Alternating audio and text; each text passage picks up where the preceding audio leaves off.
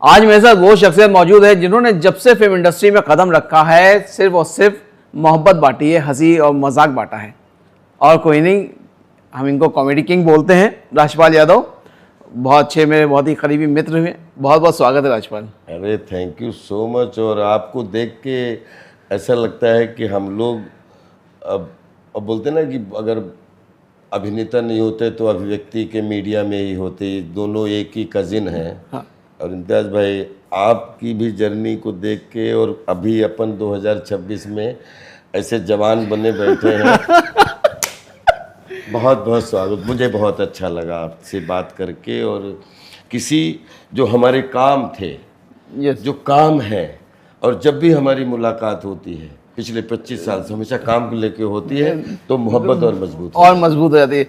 राजपाल, हम जानना चाहेंगे जो आपके चेहरे पे रौनक ये मेंटेन जो आपने कर रखा है, इसके पीछे राज क्या है? आप लोगों की मोहब्बत है, सबकी सकारात्मक ऊर्जा है। और कोशिश करता रहता हूँ कि सकारात्मक ऊर्जा लूँ, सकारात्मक ऊर्जा दूँ। जो कहते हैं कि जो हंसी मजाक जो होता है वो ज़िंदगी को और बढ़ा देता है, खून बढ़ा देता है। और आपकी ज़िंदगी में तो वो नस नस में हम बोलेंगे मौजूद है। जी जी जी, बिल्कुल इम्तियाज़ भाई। हंसी एक ऐसी चीज़ है जो बोलते हैं अपनी बॉडी में 9 रस हैं, और हर रस में अगर कोई अच्छा रस पैदा कर दे उसको हास्य रस कहते हैं। तो हर रस अपने आप में नीरस है। राइट। और रस में जब हंसी आ जाए तो वो स्वादिष्ट रस बन जाता है। तो इसलिए मुझे लगता है कि हर आदमी को अपने सभी रसों को अगर खूब अच्छा ज़िंदा रखना है तो हंसी को ज़िंदा रखना ही पड़ेगा।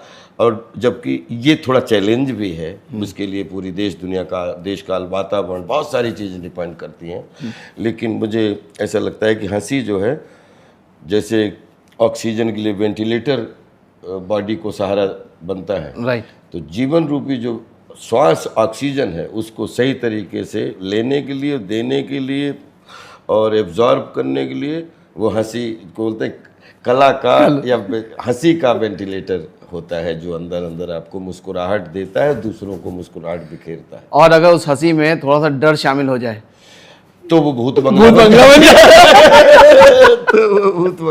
जाती है। भूत बंगला के लिए मैं भी इम्तियाज़ भाई बहुत ज़्यादा कि भूत बंगला जब मिली और प्रियन सर ने कहा कि ये आपको, और जब धीरे धीरे, क्योंकि हंगामा के बाद में कभी भी प्रियन जी के साथ में स्टोरी डिस्कस नहीं हुई। अच्छा। कभी कैरेक्टर डिस्कस नहीं हुआ, बस फोन आया और हाँ। नहीं, फोन आया तो वो हंगामा के बाद में पता नहीं कैसा ट्रस्ट हुआ कि प्रियन जी जीस्ट बता देते हैं, उनकी जब मर्जी होती है, उनकी मर्जी होती है तब। लेकिन इतना अडिग विश्वास है कि 100% प्रियन जी कोई ऐसा कैरेक्टर जिससे राजपाल भी जो है वो सरप्राइज होंगे और जस्टिफाई भी होंगे, नहीं सरप्राइज होंगे। अच्छा। और फिर उसमें इतनी कोशिश करेंगे ईमानदारी से कि हमारी ऑडियंस को भी ब्लड सर्कुलेशन खूब अच्छा लगे और वो भी सरप्राइज हो। तो भूत बंगला के बारे में थोड़ा बता दें। वैसे तो पोस्टर से ही लग रहा है आपको कि एक बंगले और टाइटल से, लेकिन एक ब्यूटीफुल स्टोरी है, एक बहुत बढ़िया कॉमेडी अफेयर है, एक स्लैपस्टिक। आपको एक बहुत जो भूत बंगला है, क्योंकि हॉरर फिल्में बहुत सारी 100 साल में बहुत सारी बनी हैं, लेकिन एक मनोरंजक, एक बहुत अच्छी वेल मेड फिल्म, एक प्रॉपर मनोरंजक लेकिन मीनिंगफुल, और बोलते हैं कि बच्चे बूढ़े नौजवान को हर किचन को देख के मज़ा आ जाए। आई थिंक बहुत वन ऑफ द फाइनेस्ट फिल्में बहुत सारी देखने, उसमें एक भूत बंगला भी बहुत अच्छी फीलिंग के साथ मुझे लग रहा है कि सुपर फिल्म निकलेगी। अब आपको पता चल गया जो इसके अंदर जो भूत है उसका नाम जो है उसको सब पता चल गया आपको? मुझे मैं भी 10 तारीख को पता करने की कोशिश करूंगा ताकि भूत पुराना ना पड़ जाए। इसमें कैरेक्टर्स सब एक से नज़र आ रहे हैं, लेकिन इसमें हमारे असरानी सर भी हैं और उनके, अब वो हमारे बीच में नहीं है, लेकिन उनके साथ जो हम दर्शक ज़रूर जानना चाहेंगे क्या यादें थी। मैं आपको बताऊं, असरानी सर जाना एक दिन सबको है, राइट, लेकिन जिस लेजेंड के डायलॉग सुन के हमने खुद फट्टा टाकीज में तालियां बजाई हैं साहब, छोटे पे। और उनके साथ जीवन में 20 साल ऐसे कि जैसे हमसे अच्छा कोई दोस्त नहीं, बड़े भाई, एक उम्र का भी डिफरेंस इतना, लेकिन हमेशा ऐसा लगता था कि ये जब भी मिले। और बिकॉज ऑफ प्रियन जी ऐसी दसों फिल्में काम करने का सौभाग्य मिला, जिसमें पूज्य असरानी जी के साथ काम करने का सौभाग्य मिला। और ये लास्ट फिल्म भूत बंगला, उनके साथ में एक डिनर की टेबल पे भोजन भी खाने का सौभाग्य मिला और उनके साथ सीन भी करने का सौभाग्य मिला। और अचानक ये भी सुनने को मिला कि फिजिकली वो हमारे साथ में आज नहीं है, लेकिन विश्वास करिए, भगवान करे हमेशा खूब पूरी दुनिया फले फूले, लेकिन जब तक भारतीय सिनेमा है, भारत है, असरानी जी हमेशा अमर रहे। इसमें कोई शक नहीं। कुछ यादें उनके साथ की हैं इस बार? कुछ उनके साथ में हमेशा जब जब काम किया तो वो इतने, मैंने उनके 2 घंटे के डिसिप्लिन को पिछले 20 साल से कभी टूटते हुए नहीं देखा कि सुबह 7 बजे से लेकर 9 बजे तक वो किसी से बात नहीं करते थे। और वो चाहे वो आपके सामने बैठे होते, चाहे कहीं भी बैठे होते, लेकिन सुबह जब वो मिलते थे तो 9 बजे के पहले जो असरानी जी होते थे वो एक बिल्कुल संतत्व, एक अध्यात्म रूपी असरानी जी, और जो सामने से आप निकल जाओ नमस्ते करो, वो आपको देखते देखते नहीं देखते थे। और 9 बजे के बाद में जो असरानी जी होते थे वो एक हंसी का गुलदस्ता होता था, और मतलब ऐसा लगता था कि 75 साल का जो है बच्चा जो है परफॉर्म कर रहा है, फिर 80 साल का बच्चा, और मतलब भूत बंगला तक आई थिंक असरानी साहब की 87 उम्र ना, ऐसे कुछ 85 से ऊपर थे, राइट।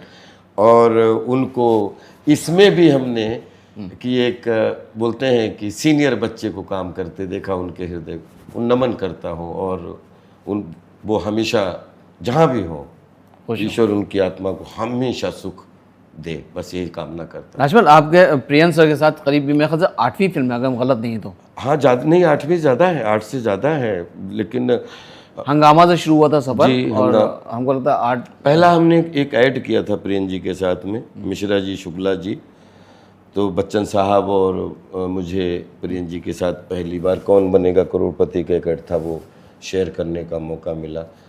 हाँ, और प्रियन जी ने 1-2 फिल्में छोड़ दीजिए, तो पिछले 25 साल में जितनी भी फिल्में बनाई हैं हेरा फेरी के बाद, राइट, उन फिल्मों में सब में ही मौका मिला।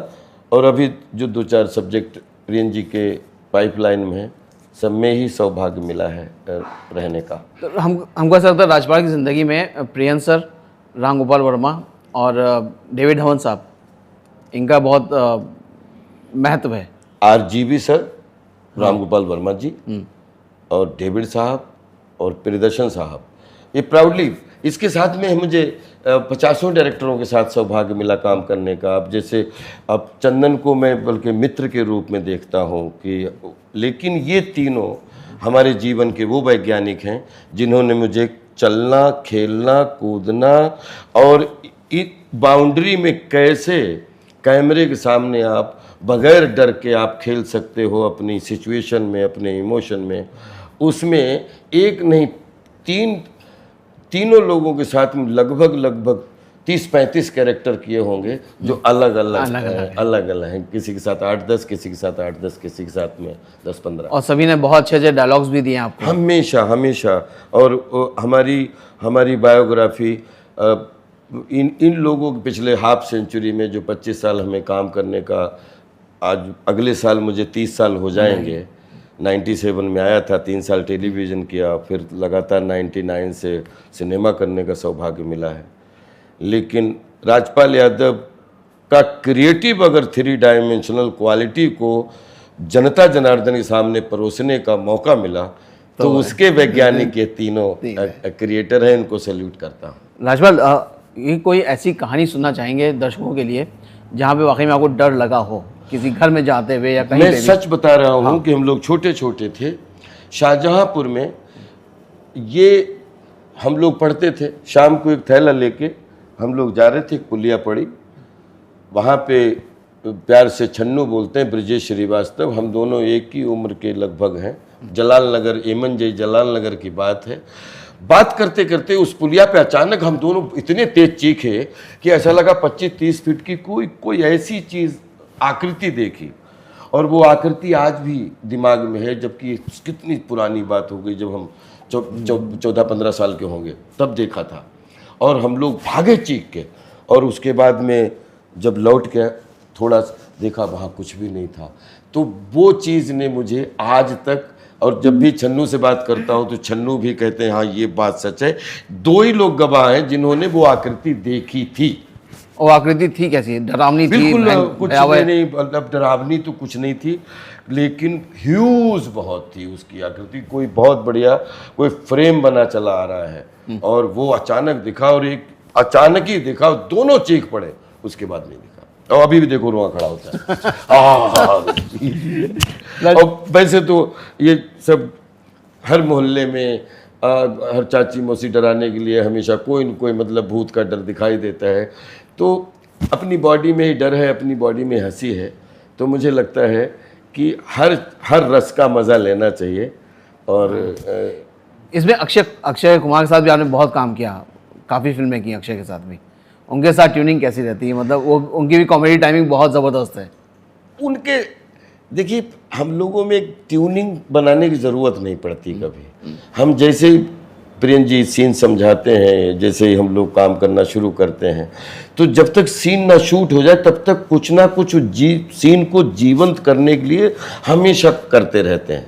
अगर कुछ नहीं ये ठीक नहीं तो निकाल दिया, और कुछ अच्छा लगा है इसको रख लेते हैं, कि ताकि सीन ना बिगड़े, स्ट्रक्चर ना बिगड़े, क्राफ्ट ना बिगड़े, लेकिन बाउंड्री में जो भी लाइनें या जो भी इमोशन जो प्रियन जी भरते हैं, क्योंकि प्रियन जी इतने खुद इन्वॉल्व रहते हैं एक एक शॉट पे, तो ऐसा लगता है कि जब तक सीन पूरा शूट ना हो जाए तब तक चाहे बैठे हो, चाहे चलते हो, चाहे कहीं को सेट पे, चाहे कहीं, मतलब हमेशा रिहर्सल ही करते रहते हैं। राजपाल, आपने अक्षय के साथ बहुत काम किया, आपने सलमान के साथ भी बहुत काम किया, दोनों की क्वालिटीज़ क्या हैं? बिल्कुल अलग अलग, क्योंकि जितनी भी बदमाशी वाले कैरेक्टर हैं जो एक दूसरे, वो हमेशा जो है अक्षय भाई के साथ किए, और सलमान भाई के साथ में हमेशा वो कैरेक्टर किए कि जैसे आप देखो मुझसे शादी करोगी का पंडित, आप ये मैंने प्यार क्यों किया का थापा, या मतलब तुम कौन भूल पाएंगे। तो उनके साथ में, क्योंकि सलमान भाई वैसे भी हमसे 10 साल सीनियर हैं,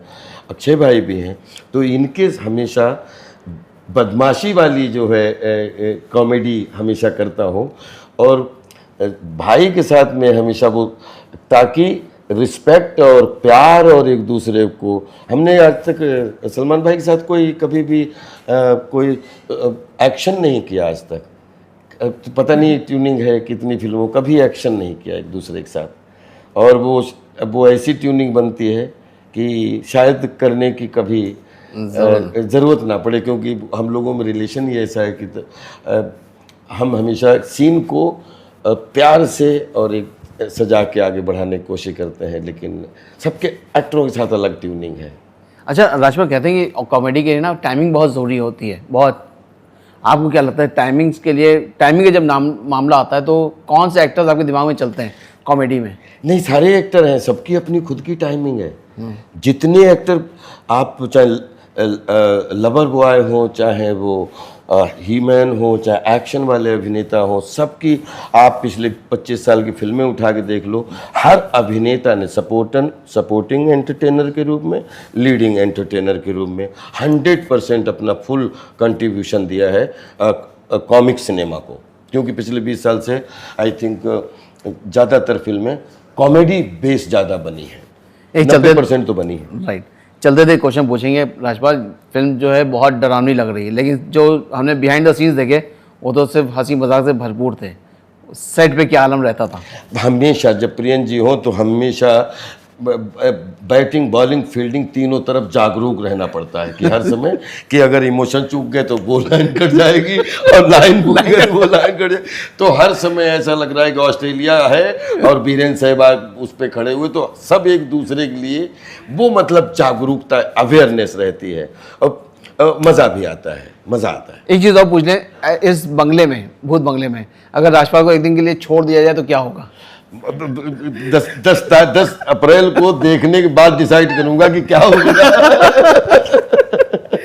चलिए राजपाल, बहुत बहुत शुक्रिया और ऑल द बेस्ट बोलेंगे 10 अप्रैल के लिए आपको। थैंक